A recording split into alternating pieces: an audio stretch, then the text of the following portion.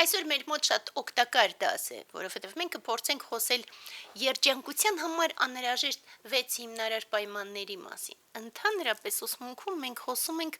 անդորի համար 6 անհրաժեշտ պայմանների մասին, սակայն անդորը որպես այդպիսին ճնշող մեծամասնության մոտ, ընդ որում նույնիսկ այն մարդկանց, ովքեր որ ձգտում են հոգևոր զարգացման եւ որոշակի քայլեր են ձեռնարկում այդ ուղղությամբ, շատ հաճախ անդորի ընկալումը բացարձակապես չի համապատասխանում իրականությանը, որովհետև ցավոք սրտի անդորը շատ հաճախ ընկալվում է որպես պատասխանատվությունից հրաժարում, որպես ամբողջի հանդեպ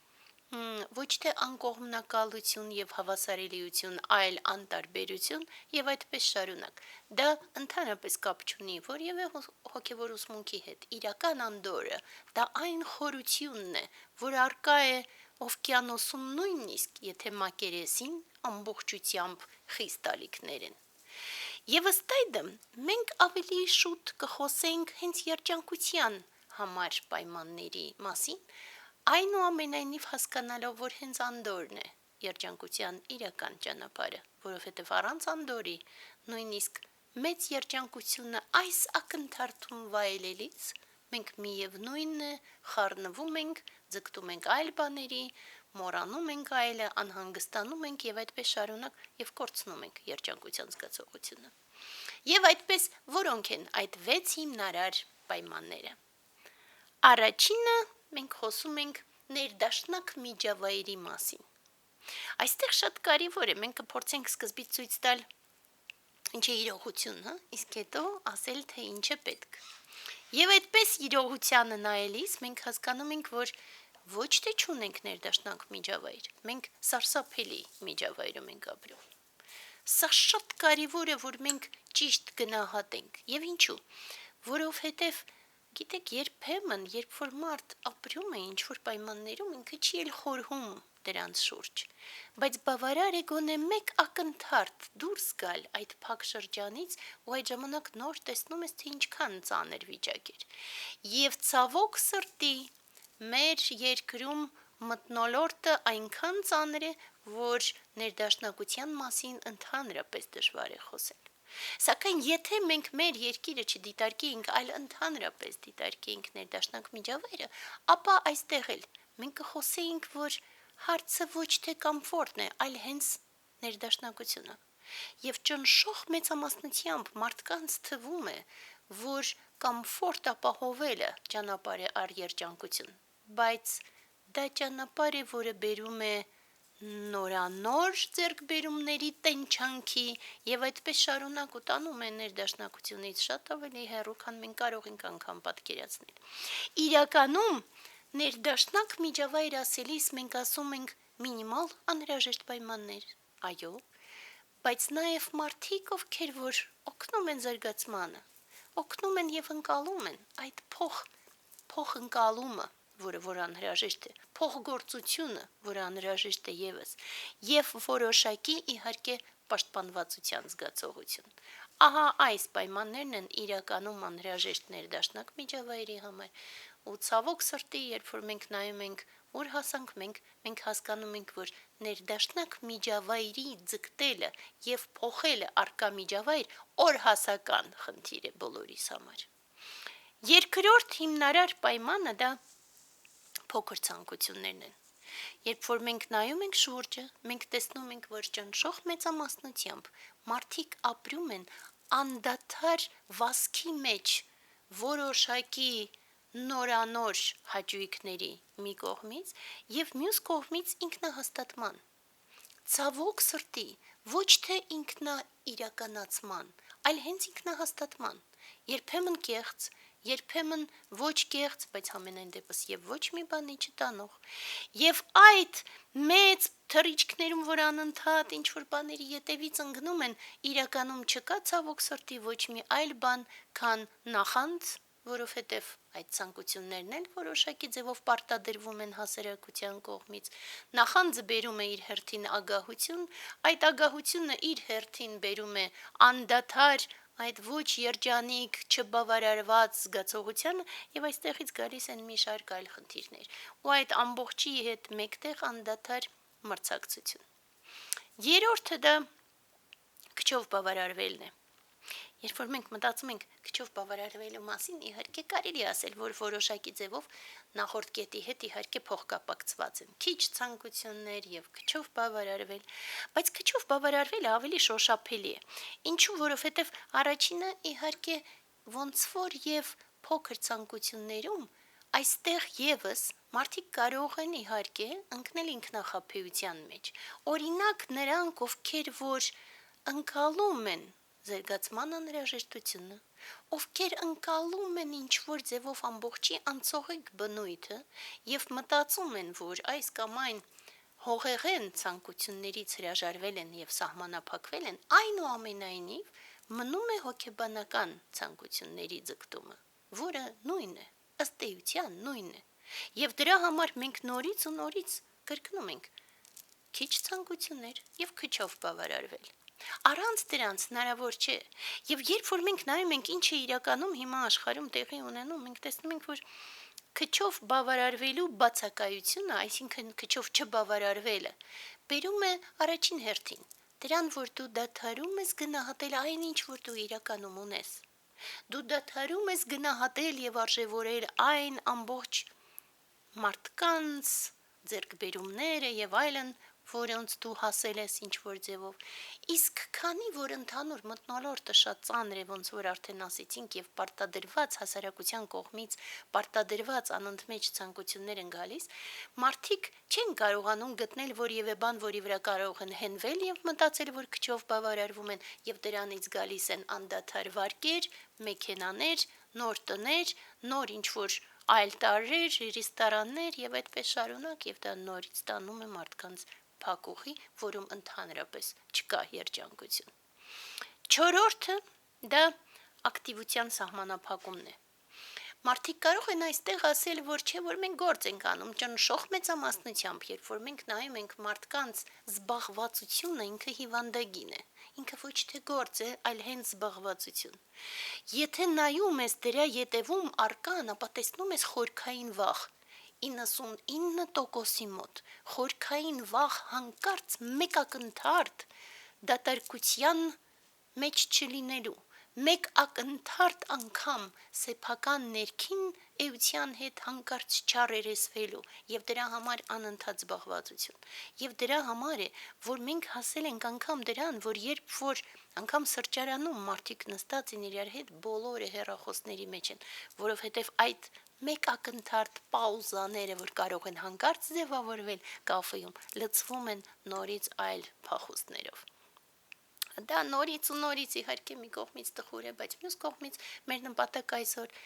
նաև ցույց տալ ճանապարհը, եւ դրա համար մենք կփորձենք ճանապարհը ցույց տալ։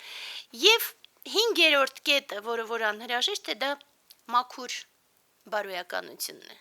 Եվ ինչու, մարդիկ շատ հաճախ մտածում են, որ բարոյականությունը ներքին հարցն է, եւ դու կարող ես բարոյական լինել կամ չլինել։ Ընդ որում ոչ բարոյական լինելու մեջ մարդիկ շատ հաճախ շատ փոքր բաներ են տեսնում, բայց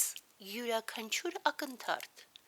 մեր ճիշտ ու սխալը կշռում է մեր ներքին դատավորը։ Ու մենք կարող ենք փախչել տարբեր տեսակի պատիժներից, ոնց որ ոմանք ցավոք սրտի արդեն 6 տարի շարունակ խուսափում են պատժից, բայց պատիժը միևնույնն է գալու է։ Այնուամենայնիվ յուրաքանչյուր ակնթարթ, առաջին ինչ որ մենք ունենք, դա մեր ներքին դատավորը, մեր խիղճը։ Եվ խիղճը տանջում է մեզ մեր յուրաքանչյուր սխալի համար։ Եվ ըստ այդմ մաքուր բարոյականությունը ճանապարհ է առ երջանկություն հենց, որովհետև ազատ լինելով սխալներից դու այլևս շատ ավելի թեթև ես դառնում, ու դա հենց բերում է բարոյական եւ ըստ այդմ ի վերջո երջանկությանը։ Եվ 6-րդ կետը անդորին հասնելու հիմնարար պայմաններից է, որը որ երջանկության հասնելու համար հողեղեն մակարդակում ոչ միանշանակ է։ Այնուամենայնիվ մենք հնչեցնում ենք դա ձգտումների եւ ցանկությունների իրականացման ճանապարհից հրաժարվելն է։ Հոգևոր զարգացման համար սա անհրաժեշտ է։ Աշխարհիկ հողեղեն կյանքի համար միգուցե ոչ, բայց նույնիսկ այստեղ մենք ասում ենք, որ երազանքները այո անհրաժեշտ են, այո կարող են տալ թևեր, բայց փոքր երազանքները կարող են մի կողմից թևեր տալ, բայց մյուս կողմից կոտրել այդ նույն թևերը եւ կոտրել մեզ ամբողջությամբ։ Եվ դրա համար է, որ մենք ասում ենք, որ ինքնաիրականացման համար այս հողեղեն կյանքում մենք կարող ենք դնել որոշակի նպատակներ, ձգտումներ եւ այլն, բայց գծենք իրենց հասնելու ճանապարհը եւ գնանք այդ ճանապարհով։ Հակառակ դեպքում այդ վերացական ձգտումները, որոնք որ բերում են իրականում միայն զղջում, հետո բերում են մեղադրանքների եւ մենք ունենում ենք ստվար զանգված դժբախտ մարդկանց, ովքեր որ անդադար մեղադրում են բոլոր մերձավորներին իրենց երազանքը չիրականացնելու համար։ Պատճառը այդ վերացականությունն է։ Եթե ունեք ձգտումներ, իրականացրեք այդ ձգտումները, եթե իհարկե իրենք չեն հակասում բարոյականությանը, բայց պետք չէ դատարկ տեղը մեղադրել ուրիշներին կամ ինքներս մեզ եւ երազել անիմաստ։ Սա այսպիսի 6 հիմնարար պայմաններ են եւ հիմա մենք փորձենք արդեն դիտարկել իսկ ինչպես հնարավոր է հասնել այդ 6 պայմանների արկայությանը, որպեսզի հասնենք երջանկության։ Եվ այդպես առաջինը ներդաշնակ միջավայր։ Կարելի է մտածել, եւ ցավոք սրտի շատ մարդիկ մտածում են, որ չկա այստեղ ներդաշնակ միջավայր եւ մենք պիտի գնանք այլ տեղ, որպեսզի այդ ներդաշնակ միջավայրը գտնենք։ Առաջինը ասեմ 99.9%-ով այն միջավայրերը, որտեղ որ դուք գնում եք, ներդաշնակ չեն ըստ սահմանման։ Կան աշխարհում ներդաշնակ, իրականում ներդաշնակ միջավայրեր։ Իրենք կարող են լինել երազանքի նման մեզ համար, հեքիաթի նման։ Ինձ համար անձամբ բավարար է մշտապես իմանալ, որ կա աշխարհում ամենաներդաշնակ միջավայրը, եւ ես կարող եմ երջանիկ լինել այնտեղ ավելի, քան որևէ այլ տեղում։ Այնուամենայնիվ, ես եւս հասկանում եմ, որ մեր ուժերում է փոխել մեր միջավայրը։ Ոչ թե փոխել այն տեղը, որտեղ մենք ենք, այլ փոխել միջավայրը, որը որ մեր երկրում է։ Իրականում, քանի որ վերջերս արդեն հայտարարեցինք, որ ոնց որ Կատոն ավագը մենք անընդհատ կրկնելու ենք, որ Կարֆագենը պիտի ավերվի, այսինքն Նիկոլի իշխանությունը պետք է վերջացվի անհապաղ, դրա համար նորից ասենք, ներդաշնակ միջավայրին հասնելու համար Հայաստանում առաջին պայմաններից մեկը Նիկոլից ձերբազատվելն է։ Իսկ եթե մենք դիտարկում ենք ավելի խորը, մենք կարող ենք գնալ բնության գիրք, որտեղ հնարավոր է զգալ ներդաշնակություն։ Մենք կարող ենք ընտրել մարդկանց, ում հետ որ մենք շփվում ենք, եւ դա բերի ներդաշնակություն եւ իրենց եւ մեզ։ Ու մենք կարող ենք ինչ-որ ձևով փոխել այն թեկուզ փոքր միջավայրը, որում մենք կանք, եւ ըստ այդմ նորից ապահովենք գոնե մինիմալ, բայց ներդաշնակեցումը։ Դա մեր ուժերում է, եւ երբևիցե մի փորձեք մտածել, որ դա մեր ուժերում չէ։ Ներդաշնակ միջավայրը ստեղծում ենք առաջին հերթին հենց ինքներս մենք։ Երկրորդը դա փոքր ցանկություններն են։ Երբ որ մտածում ենք նորից փոքր ցանկությունները, նորից ոնց որ արդեն ասեցի, շատ կարևոր է, որ մենք չպիտի մտածենք փոքր ցանկությունների զուտ միայն նյութական առումով, նաև հոգեբանական։ Եվ ըստ այդմ, մենք նայում ենք ու մտածում ենք, ինչն է մեզ իրականում անհրաժեշտ։ Եվ ըստ այդմ ինչ ենք մենք ուզում։ Ինչ ենք ուզում հենց մենք, այլ ոչ թե մյուսը, որ ուզում է եւ դրա համար մենք տարբեր պատճառներով եւս ուզեցինք։ Ինչ ենք ուզում հենց մենք եւ ինչու ենք ուզում։ Եվ եթե դա իրոք մեզ անհրաժեշտ է, ապա վերցնում ենք դա, իրականացնում ենք դա եւ դրանով բավարարվում ենք։ Սա է փոքր ցանկությունների պայմանը։ Երբ որ մենք մտածում ենք հաջորդը, քչով բավարարվելը, այդ քչով բավարարվելու մասին, գիտեք, ես հիշում եմ մենք երբեմն քննարկում ենք, որ ինչ է իրականում անհրաժեշտ այն մինիմալ բանը, երբ որ դու գնում ես ճանապարհ ու երբեմն մենք մտածում ենք էս, բայց հետո երբ որ մինիմիզացնում ես, իսկ ինչն է ամենամինիմալը, ես հիշում եմ մենք վաղուց արդեն հասկացանք, չոտկեքը, հեռախոսը, որպեսզի ինչ-որ ձևով ամենահարազատ մարդկանց հետ կարողանաս կապ հաստատել, որ իրենք չանհանգստանան քեզ համար, անձնագիրը, որպեսզի կարողանաս ասել, թե դու ով ես,